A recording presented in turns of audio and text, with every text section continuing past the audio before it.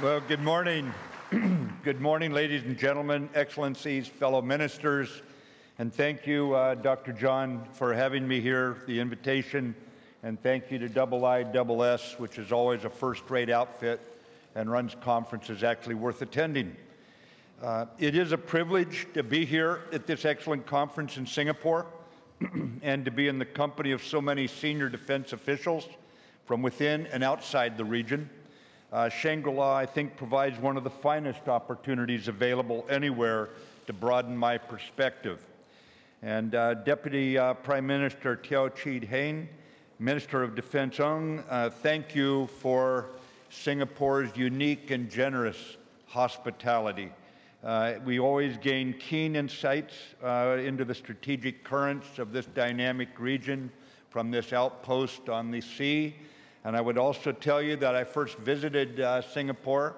It was in the last millennium, in 1979, and I've remained an admirer of Singapore's leadership and of the people ever since. Ladies and gentlemen, my primary reason for being here is to listen. My goal is to walk away with a more vigorous and more rigorous understanding of the challenges we face so that we can jointly craft solutions. In that regard, I thought Prime Minister Turnbull last night brought clarity, sir, to the situation facing our nations, setting the stage for our conversation today. And I must add, you gave us reason for optimism in the face of some rather daunting challenges. And I think a dose of good Australian pragmatic optimism is always in order, so thank you, sir. 5 United States, including my home state of Washington, have Pacific Ocean shorelines. The United States is a Pacific nation, both in geography and outlook. And from my first trips as Secretary of Defense and from Vice President Pence's first trip, Secretary of State Tillerson's trips, the American administration is demonstrating the priority that we place on relationships in the Asia-Pacific region, a priority region for us. Specifically, in Vice President Pence's words during his trip to South Korea, Japan, Indonesia, and Australia, we have affirmed the United States what he called our enduring commitment to the security and prosperity of this region.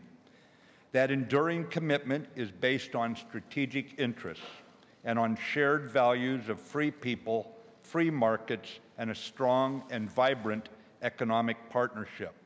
A partnership open to all nations, regardless of their size, their populations, or the number of ships in their navies, or any other qualifier. Large nations, as the Prime Minister reminded us last night, large nations, small nations, and even shrimps can all thrive in a rules-based order. Such an order benefits all nations. America's engagement is also based on strong military partnerships, robust investment and trade relationships, and close ties between the peoples of our countries. Ultimately, we all share this mighty Pacific Ocean, an ocean named for peace. We are proud so many young people from Pacific nations choose to come to American universities to study. And we appreciate that many of our students attend universities in your countries because they return home enriched by your cultures. These people-to-people ties highlight the depth and the breadth of America's relationship with Asia-Pacific nations and the importance that the U.S. has in terms of its role in the region. This morning, I want to focus on 2 broad subject areas and hopefully make this time worthwhile for you and open to a number of questions afterwards. The first area is America's view of the region's key security challenges.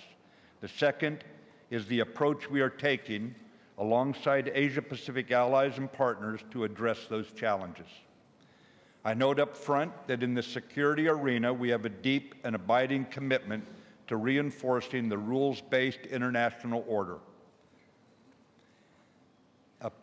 This order, as we all know, is a product. It's a true product of so many nations' efforts to create stability. And these efforts, we must remind ourselves so we don't take them for granted. These efforts grew out of lessons learned the hard way from an economic depression and catastrophic wars. The international order was not imposed on other nations.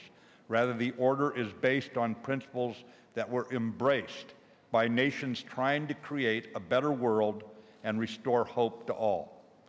Those principles have stood the test of time, like equal respect for the international law, regardless of a nation's size or wealth, and freedom of navigation and overflight, including keeping shipping lanes open for all nations' commercial benefit.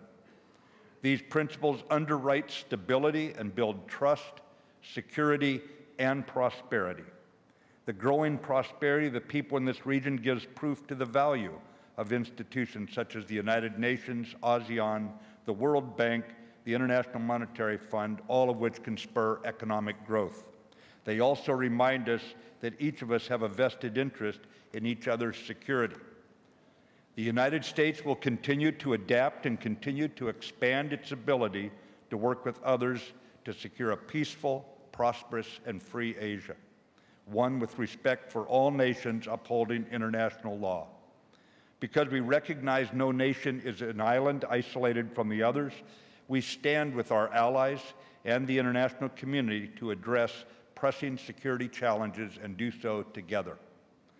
As countries make sovereign decisions that are free from coercion, the region will gain increased stability and security for the mutual benefit of all nations. In our cooperative pursuit of that vision, we cannot ignore the challenges that you and I know we face. As Vice President Pence stated, the most urgent and dangerous threat to peace and security in the Asia-Pacific is North Korea.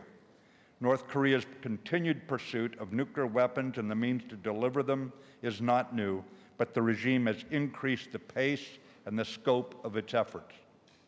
While the North Korean regime has a long record of murder of diplomats, of kidnapping innocents, of killing of sailors, other criminal activity, its nuclear weapons program is maturing as a threat to all. Coupled with reckless proclamations, the current North Korean program signals a clear intent to acquire nuclear-armed ballistic missiles, including those of intercontinental range that pose direct and immediate threats to our regional allies, our partners, and all the world. President Trump has made clear that the era of strategic patience is over. As a matter of U.S. national security, the United States regards the threat from North Korea as a clear and present danger. The regime's actions are manifestly illegal under international law. There is a strong international consensus that the current situation cannot continue. China's declared policy of a denuclearized Korean peninsula is our policy as well, and also that of Japan and the Republic of Korea. All nations represented in this room share an interest in restoring stability. The Trump administration is encouraged by China's renewed commitment to work with the international community toward denuclearization. Ultimately, we believe China will come to recognize North Korea as a strategic liability, not an asset, a liability inciting increased disharmony and causing peace-loving populations in the region to increase defense spending. As China's President Xi said in April, only if all sides live up to their responsibilities and come together from different directions can the nuclear issues on the peninsula be resolved as quickly as possible. I agree with the President's words on this point, and those words must be followed by actions by all of us. North Korea poses a threat to us all, and it's therefore imperative that we do our part, each of us, to fulfill our obligations and work together to support our shared goal of the denuclearization of the Korean Peninsula. We are coordinating with the United Nations, with our allies and partners to put new pressures on North Korea to abandon the dangerous path. I reiterate Secretary Tillerson's statement at the United Nations this last April. He said, "Our goal is not regime change, and we do not want to destabilize the Asia-Pacific region. We will, however, continue to increase diplomatic and economic pressure until Pyongyang, and I quote, finally and permanently abandons its nuclear and ballistic missiles programs. Specifically, the United States will maintain our close coordination and cooperation with the Republic of Korea and Japan, two democracies whose people want peace. Our commitment to the defense of the Republic of Korea and Japan, to include the employment of our most advanced capabilities, is ironclad. Moreover, we will take further steps to protect the U.S. homeland, as demonstrated by this week's successful ballistic missile defense test. While North Korea is an urgent military threat, we must not lose sight of other strategic challenges to regional peace and prosperity. And here I want to talk for a minute about China and the United States. Because of its growing economic power, China occupies a legitimate position of influence in the Pacific. We welcome China's economic development. However, we can also anticipate economic and political friction between the United States and China. Yet we cannot accept Chinese actions that impinge on the interests of the international community, undermining the rules-based order that has benefited all countries represented here today, including and especially China. While competition between the U.S. and China, the world's two largest economies, is bound to occur, conflict is not inevitable. Our two countries can and do cooperate for mutual benefit, and we will pledge to work closely with China where we share a common cause. We seek a constructive, results-oriented relationship with China. We believe the United States can engage China diplomatically and economically to ensure our relationship is beneficial, not only to the United States and China, but also to the region and to the world. All countries should have a voice in shaping the international system. But doing so by ignoring or violating international law threatens all that this inclusive global community has built together during the last 70 years, an international system that grew out of the grim lessons of World War II and the immense suffering of tens of millions of people. For example, the United States remains committed to protecting the rights, freedoms, and lawful uses of the sea and the ability of countries to exercise those rights in the strategically important East and South China Seas. The 2016 ruling by the Permanent Court of Arbitration on the case brought by the Philippines on the South China Sea is binding. We call on all claimants to use this as a starting point to peacefully manage their disputes in the South China Sea. Artificial island construction and indisputable militarization of facilities on features in international waters undermine regional stability.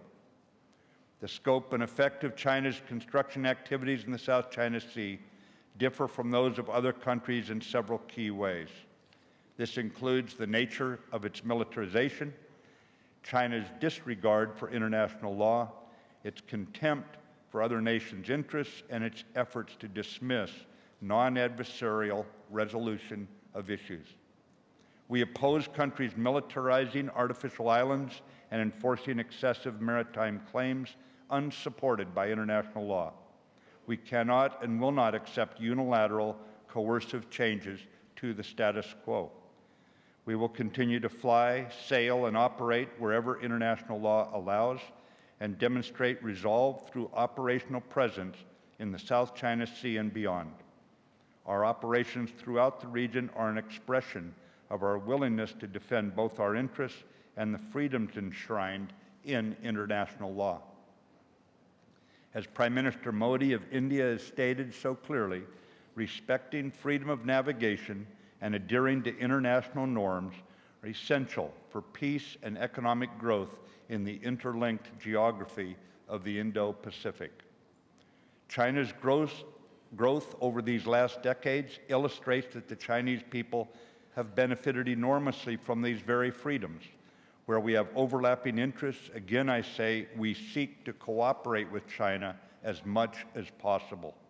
In areas where we disagree, we will seek to manage competition responsibly because we recognize how important U.S.-China relations are for the stability of Asia-Pacific, and we believe at this time that China also recognizes this. We will also continue to work together with our longtime steadfast allies to maximize regional security. We will ensure we have the military means to keep the peace, but we will not use our allies and partners or our relationships with them or the capability integral to their security as bargaining chips. In addition to the challenges presented by North Korea and China, there is another situation that we must all work together to address for the good of our nations and to ensure a healthy future for our peoples. Violent extremist organizations, as noted by the Prime Minister last night, including fighters returning from the Middle East and local individuals radicalized by malicious ideologies, seek to gain ground in Southeast Asia. Just last week, ISIS-linked militants in the Philippines attempted to seize part of Marawi City in Mindanao, attacking innocents, killing police and military, and taking worshipers hostage. ISIS also claimed responsibility for the brutal bombings that killed 3 police officers at a Jakarta bus station. And I'll just say right now, ladies and gentlemen, that we Americans, we stand in sympathy and support of those whose lives have been brutalized by such criminals. Together, we must act now to prevent this threat from growing. Otherwise, it will place long-term regional security at risk and stunt regional economic dynamism. We need only to look at the chaos and violence that our friends in the Mideast are contending with to see why we must swiftly and jointly address threats to our region. As President Trump emphasized during his first foreign trip in the Middle East, we must defeat extremist organizations wherever they attempt to establish roots, not just in Iraq and Syria, but also here in Southeast Asia. As such, the U.S. remains committed to leading the Defeat ISIS coalition effort, an international team of 66 nations, plus the Arab League, NATO, Interpol, and the European Union, all fully committed at the political, military, and law enforcement levels to the destruction of ISIS. This heartbreaking attack we are observing right now on a city in Mindanao reminds us that terrorists intentionally make battlefields where the innocent live. These are also humanitarian fields, as we know, and we must all devote ourselves to ensuring a stable environment in which violent extremist organizations wither and die, not our innocent citizens. And I know I speak for all of us in this room today that we stand with the Philippines in the fight they're currently engaged in. For our counterterrorism efforts to be successful, however, we must unify our efforts, strengthened by moral clarity, political will, and an implacable commitment to fully share the difficult and dangerous work that this will require. In this effort, we are partnering with a number of countries in the region, including Malaysia and Indonesia, for example, to improve information sharing and maritime domain awareness so regional leaders can deliver pragmatic protection for their people. Information sharing is vital if we are to maintain law and order against a foe that intentionally targets women, children, and the innocent in our countries. I am confident in our collective ability to make this vibrant and diverse region safer without sacrificing either its prosperity or its values. In light of these challenges, let me describe 3 ways in which the Department of Defense, which I lead, is pursuing our common objective of regional stability. Our primary effort remains strengthening alliances. This protects and promotes the principles we share with our steadfast allies. History is compelling on this point. Nations with strong allies that respect one another thrive, and those without allies stagnate and wither. Alliances provide avenues for peace, fostering the conditions for economic growth with countries that share the same vision, while tempering the plans of those who would attack other nations or try to impose their will over the less powerful. I can note just several examples. I don't want to talk too long, but let me just make note of the United States and Japan implementing the 2015 defense guidelines to enhance regional security across a wider spectrum of operations, cooperating ever more closely in the Asia-Pacific. Japan is also contributing to the relocation of some of our U.S. forces to Guam, which is a significant strategic hub for our regional operations. We are working transparently in unison with the Republic of Korea to defend against the growing threats posed by North Korea's aggressive and destabilizing nuclear weapons and ballistic missile programs. For the last 100 years, U.S. and Australian forces, Mr. Prime Minister, have shared the battlefield in every major conflict. President Trump and Prime Minister Turnbull recently commemorated a key part of our shared history when our allied efforts in the Battle of Coral Sea took place. Our alliance remains relevant to the regional stability in the 21st century as well. And our combined interoperability with allied forces, enhanced through force posture initiatives that we are taking, ensures we are prepared to cooperate during real-world crises. Deterrence of war, however, remains our ultimate goal. We are helping to train, advise, and assist the Philippine forces in their fight against violent extremist organizations in the South, and I think we all owe that support to the Philippine government. We also continue to support the modernization of the Philippine Armed Forces to address the country's security challenges. During this challenging fight against terrorists, we will stand by the people of the Philippines, and we will continue to uphold our commitments to the Philippines under the Mutual Defense Treaty. Our oldest ally in the region, Thailand, has been and will remain instrumental in challenging the wide range of regional threats. Thailand has announced its intent to hold elections. We look forward to our longtime friends' return to democratic governance and the expansion of our military-to-military relationship grounded in our everlasting confidence in the Thai people. In addition to our bilateral alliance relationships, we are encouraging an interconnected region. These linkages are expanding, including but also independent of the United States, and that is a development that we welcome. Besides strengthening our alliances, our second Department of Defense priority is to empower countries in the region so they can be even stronger contributors to their own peace and stability. The Pacific region countries represented here are obviously critical to strengthening and transforming the underlying security structure that has enabled tremendous regional prosperity.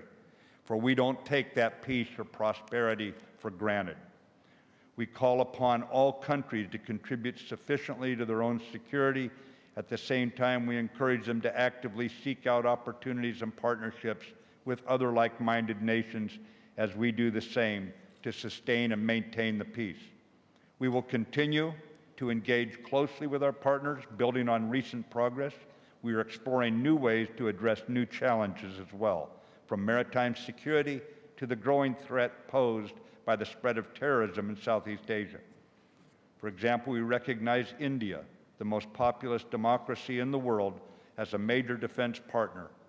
We did so in part out of respect for India's indispensable role in maintaining stability in the Indian Ocean region. We are also conducting the first ever transfer of a Coast Guard cutter to Vietnam, and we just completed the inaugural U.S.-Singapore Air Detachment in Guam, which will give an opportunity to the Singapore Republic to build interoperability between our forces.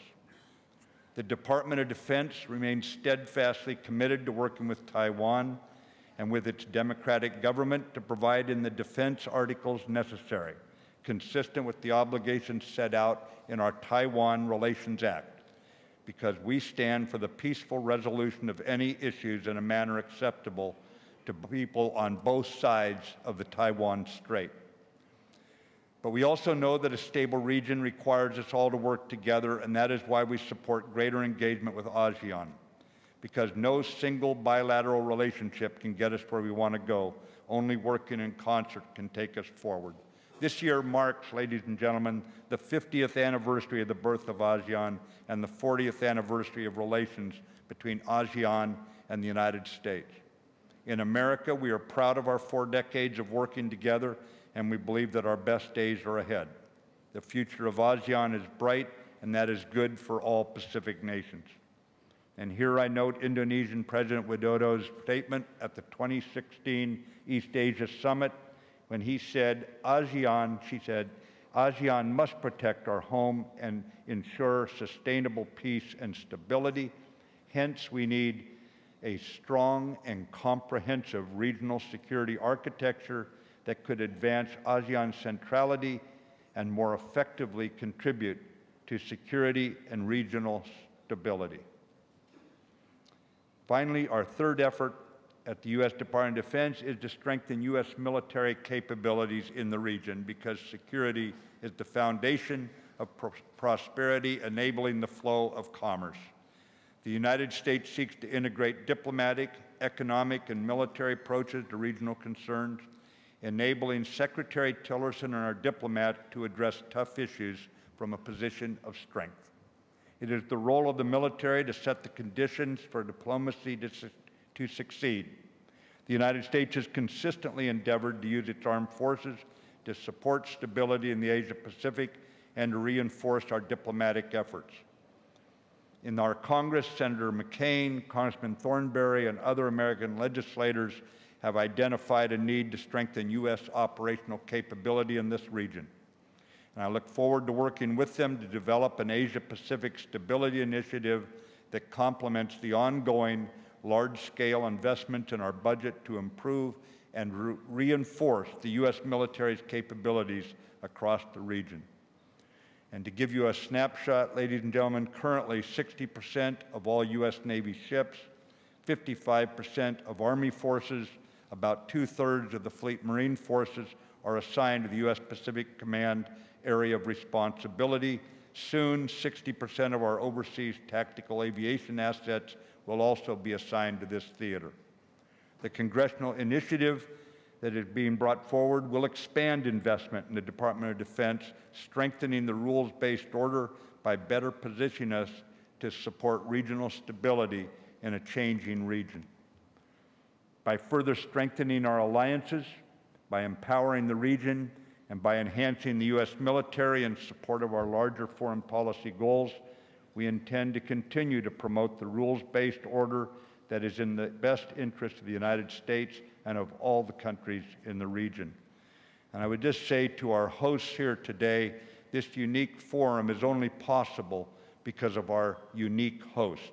Singapore is a beacon to this region and to the world. Its openness, its mutual respect that it engenders, and the prosperity of this city-state allows us all to be here to discuss our differences in a positive environment, and for that I am grateful. Thank you, ladies and gentlemen, and I look forward to your questions.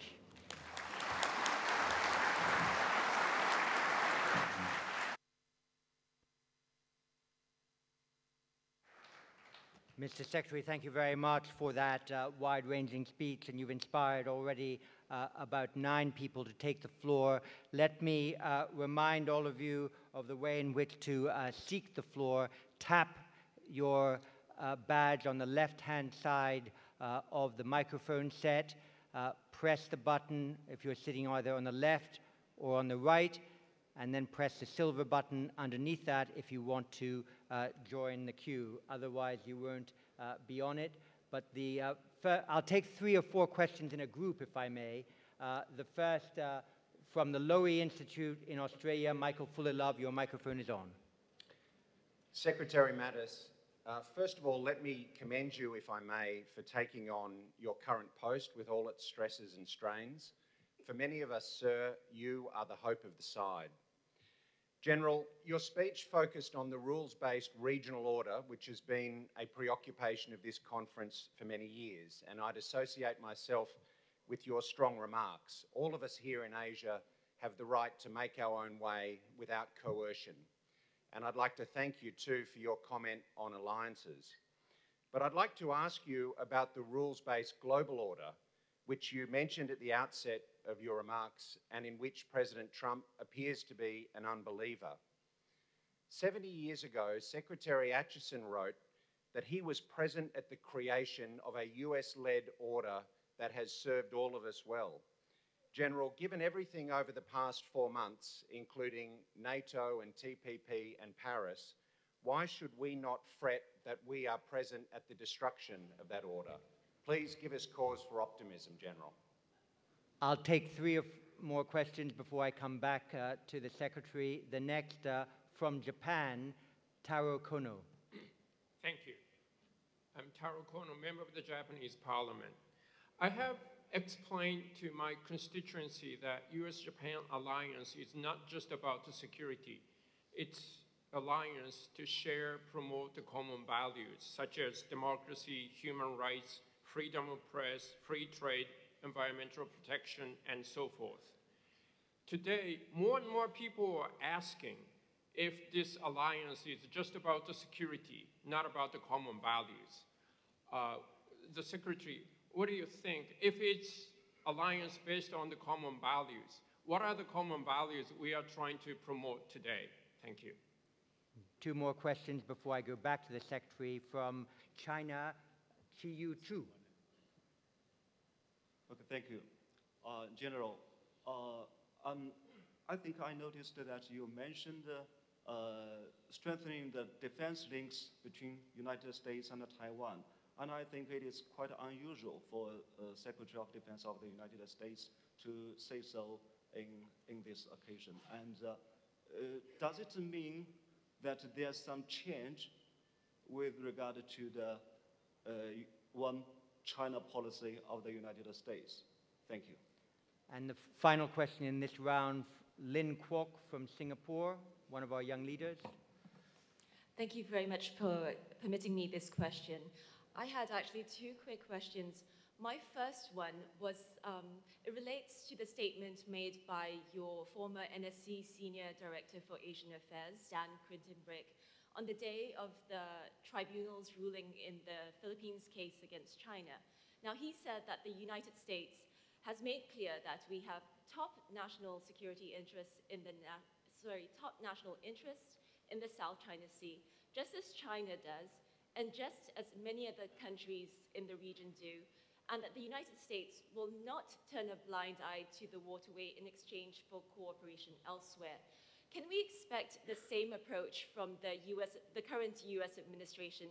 In other words, can we expect it not to sacrifice the South China Sea in a sense for cooperation, say, on North Korea? Now, my second question will be about your statement that the United States will not be accepting unilateral changes to the status quo. And in this respect, I presume you mean the island building and construction activities as well as militarization of features in the South China Sea. May I please know what the United States how the United States intends to approach this question? What are the specific acts that it intends to do to prevent this unilateral change in status quo? Thank you.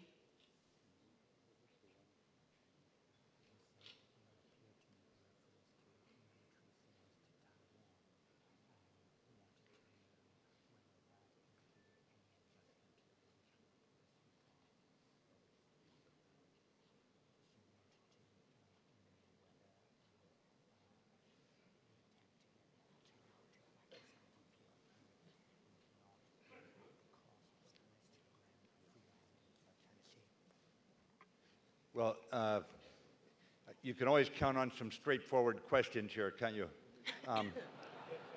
As far as the rule-based order, you know, obviously we have a new president in Washington, D.C.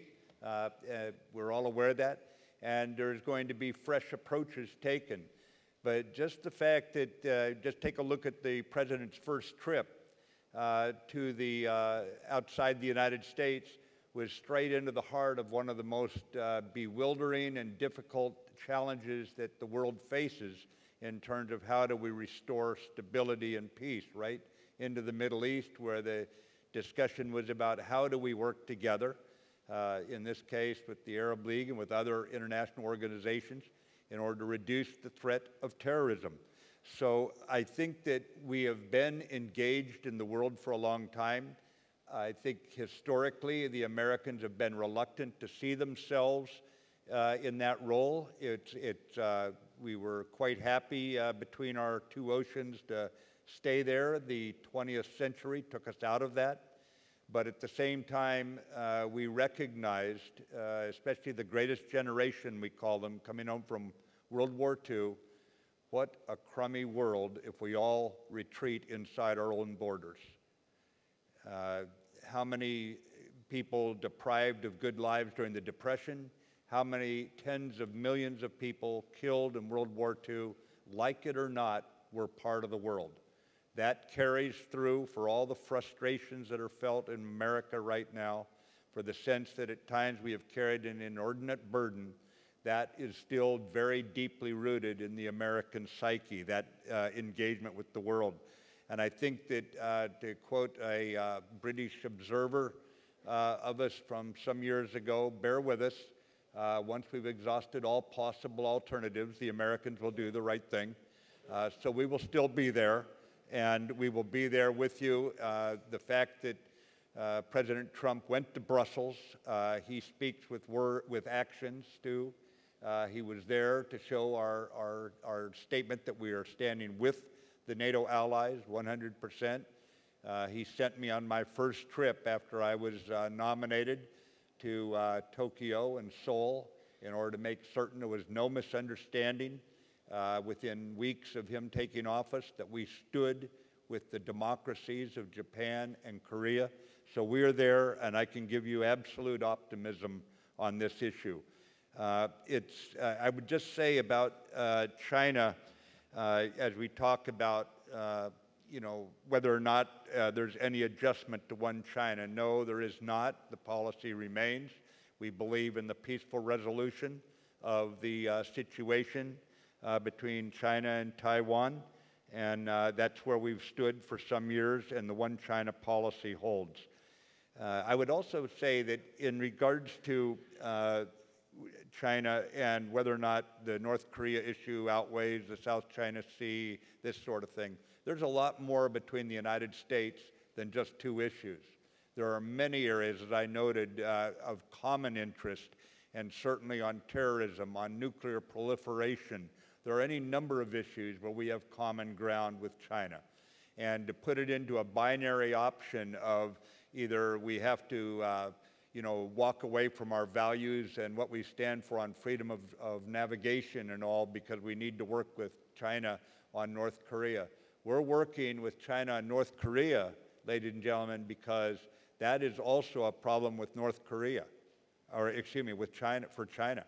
I do not choose to send THAAD to South Korea to protect the South Korean people from an imaginary problem. This is a real problem, and the problem is not South Korea putting a fully defensive system for the defense of their own people into position. The problem is North Korea, and if we want to stop the bringing more military capability into the Northwest Pacific, then we have to address the problem that is a threat to Japan, to South Korea, and all the other nations. So we have many areas that we can work with Korea, but at the same time, with China, but at the same time, North Korea is a problem that's got to be addressed, and we can do so. We believe that right now, China is working this issue, but I hope that addresses each of the four questions there, John. Thank you very much. And I'll take a quick round. Please keep your questions crisp. From India, Parmendra Kumar Singh. Secretary, I'm General P.K. Singh from India. We have been hearing, not just this session, but earlier years, we talk about rule-based laws being followed. But I don't think China is going to pull back its militarization from those islands, nor is North Korea going to denuclearize. So are we going to lay down a timeline, or are we going to keep repeating this over the years for the next decade or more? Thank you. Thank you. I'll take three more. Richard Lloyd Parry from the UK. Thank you, Dr. Chipman. Richard Lloyd Parry of The Times. Mr. Mattis, you made it clear that the US doesn't seek regime change in North Korea. So the very simple yes-no question is this: does the North Korean government of Kim Jong-un have a right to exist? From Singapore, Kishore Mahbubani. Thank you, Secretary Mattis, for your speech. You said that US-China competition will rise. It'll probably rise more acutely in the economic arena. China has launched a Belt and Road Initiative. United States has withdrawn from TPP. is there any possibility at all of the United States reconsidering its decision to withdraw from TPP? Because that will be a powerful signal to this region. And from Russia, Ekaterina Koldunova.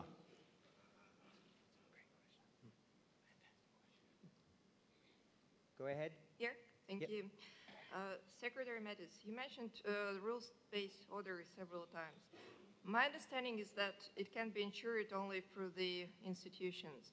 But at the same time, we have heard multiple questions about growing unilateralism in the US foreign policy. I will not repeat them.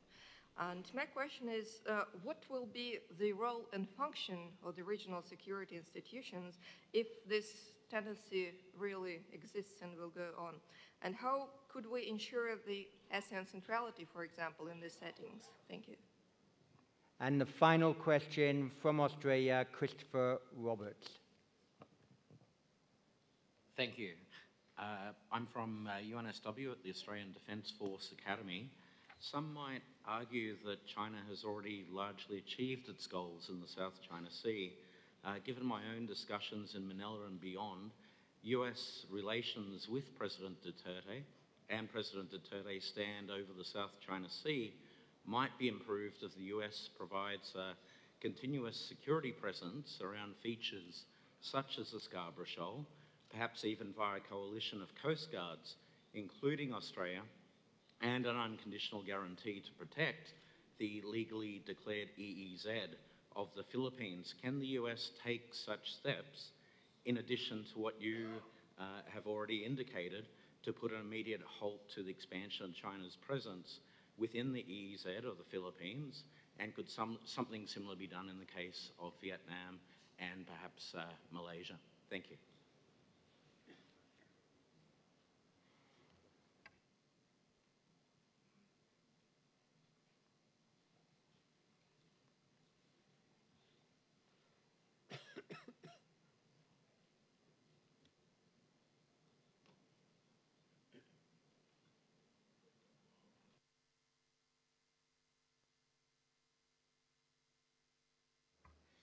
Yeah, there's a little bit of an echo up here, so we're working together to make sure I've got the right questions here, ladies and gentlemen.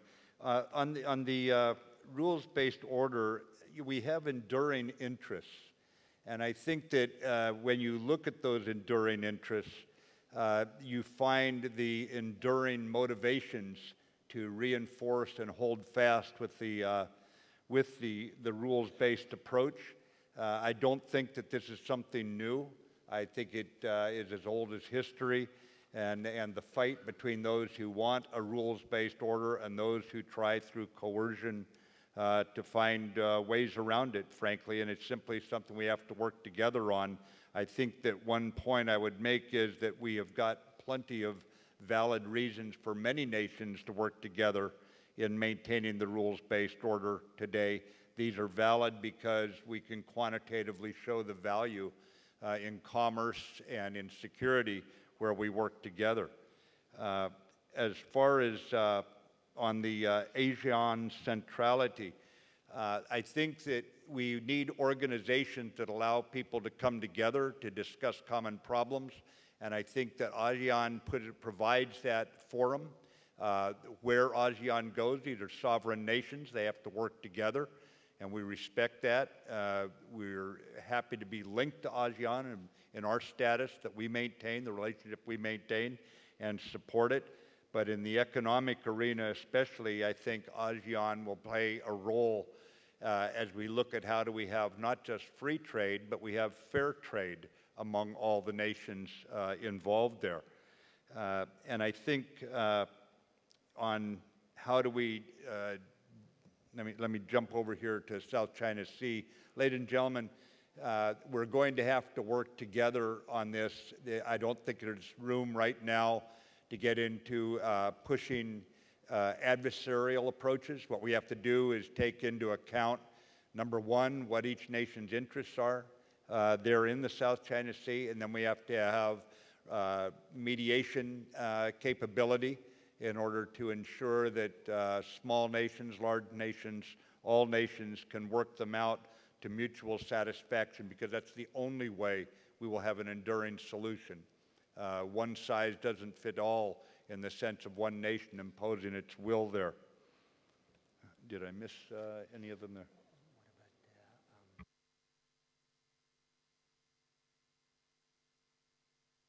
Yeah, and on the TPP situation, ladies and gentlemen, it's going to be a fresh approach. Obviously, there were many disappointed about the TPP decision, but at the same time, it only directs us to bilateral approaches and other multilateral approaches that we will engage in. I have no doubt that we will stay engaged on those. It means one avenue did not meet our nation's population's desires, but it doesn't mean we're turning our back on relations that we would work out on a bilateral basis as a result. Sure. We can take one, maybe two questions if they're very brief. General Yao from China, but brief. Thank you, Dr. Chipman. Just one specific question, because we are talking about rule-based international order, regional order. I'm curious to know what international rules are the freedom of navigation operations based by the United States. What kind of rules should be applied here? Because to my understanding that about 50 countries in the world have made national laws asking for prior notification or consent when foreign military ships enters their territory waters. But the US has been conducting freedom of navigation operations to challenge this kind of excessive maritime rights since 1979. And United States is not even a party member to the UN law of the sea, a Convention of Law of the Seas.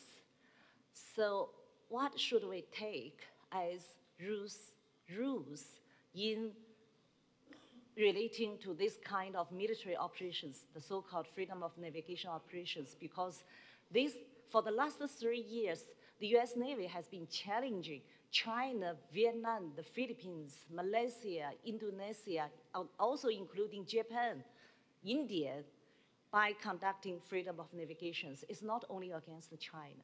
I'm just curious to know what are the rules. Well, yeah, thank you very much. And I'll take one more. Hiroyuki Akita from Japan. Thank you very much. My question is about North Korea. You said that if there is a war in North Korea, it's going to be a tragic on unbelievable scale. So my question is, do you think that the US will act, if necessary, preemptively, militarily, without give warning to the foreigners living in South Korea? Because it is said that there's going to be several 100,000 foreigners, including American citizens, living in Korean Peninsula.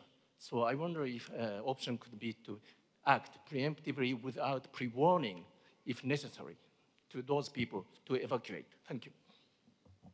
Thank you very much. So I'll have the Secretary answer those two questions, and then we'll close the session. Mr. Secretary. Right. We have the law of the sea. I recognize your question, General, but the law of the sea is not the only law that we go by in the sea, that one act. I would just tell you that there's a tradition in the sea. There's traditional areas of the sea that have been used as international waters since time began. And we believe that those kinds of standards should be maintained. They should not be unilaterally changed. No matter what one nation's interests are, we have to work together if we're going to have the freedom of commerce that all nations can benefit from. As far as about having any warning or how we address North Korea, right now we are doing our best through the United Nations, through engaging with Beijing's good offices, working with the international community, obviously working with the Republic of South Korea, Japan. We are working diplomatically, economically. We are trying to exhaust all possible alternatives to avert this race for a nuclear weapon in violation, to go back to an earlier question, in violation of the United Nations restrictions on North Korea's activities. We've also seen North Korea engaged in proliferation activities, which means those nuclear capabilities are not solely being retained by North Korea in their own defense. They are actually exporting some of that capability, some of that knowledge. And so to us, we want to stop this. We consider it urgent, but at the same time, we are working right now diplomatically and economically, and we obviously work very, very closely with the United Nations Command. This is not just an American command here, a United Nations command, and the sending nations being those that sent troops under the UN Security Council resolution in 1950. Because that war was never ended, those nations are still committed to maintaining the peace on the peninsula. And so we work obviously with them as well in terms of the military options. But right now we are doing our very best to exhaust all economic and diplomatic initiatives to get this under control. Mr. Secretary, thank you very much for a splendid speech and for the strength, clarity, precision, and forward-looking character of your answers to the many questions here. Please, all of you, will you do two things? First, stay in your seats, because in a moment the French, the Japanese, and the Australian defense ministers will take the stage for their plenary. And the second thing to do, please thank the Secretary for his opening plenary remarks.